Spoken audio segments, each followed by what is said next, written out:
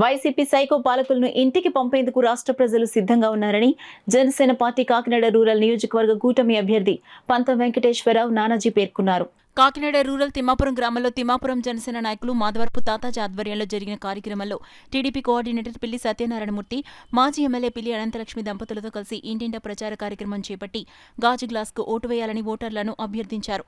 తొలుత గ్రామంలో నూతనంగా ఏర్పాటు చేసిన పార్టీ కార్యాలయాన్ని పంత నానాజీ ప్రారంభించారు.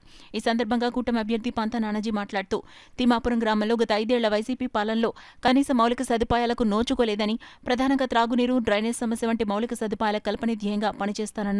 టీడీపీ రూరల్ కోఆర్డినేటర్ పిల్లి సత్యనారాయణమూర్తి మాట్లాడుతూ రాష్ట్రంలో చంద్రబాబు, రూరల్లో పంత నానాజీ గెలుపుకు అంతా కృషి చేస్తున్నామన్నారు.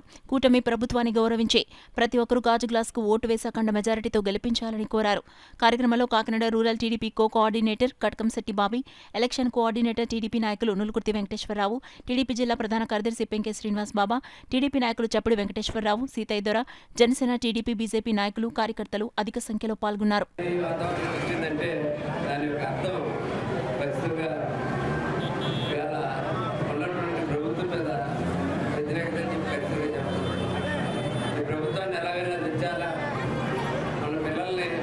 కాపాడుకోవాలా, ఆల్రెడీ ఒక తరం భవిష్యత్తు పాడు చేశాడు, మిగిలిన తరాల భవిష్యత్తు అన్నా బాగు చేయాలా. అలాగే ఈ రేట్లన్నీ తగ్గాల, అందుబాటులో వచ్చేటట్టు ఉండాలి. రేట్లన్నీ కరెంటు బిల్లులు తగ్గాల, అందుబాటులో ఉండాలా. అలాగే నిత్యావసర వస్తువులు అన్నీ కూడా తగ్గాలి. ప్రభుత్వం చేయలేకపోతా ఉంది, డూప్లికేట్ నిలబట్టాలు ఇస్తా ఉంది, సరైన నిలబట్టాలు ఇవ్వాలా.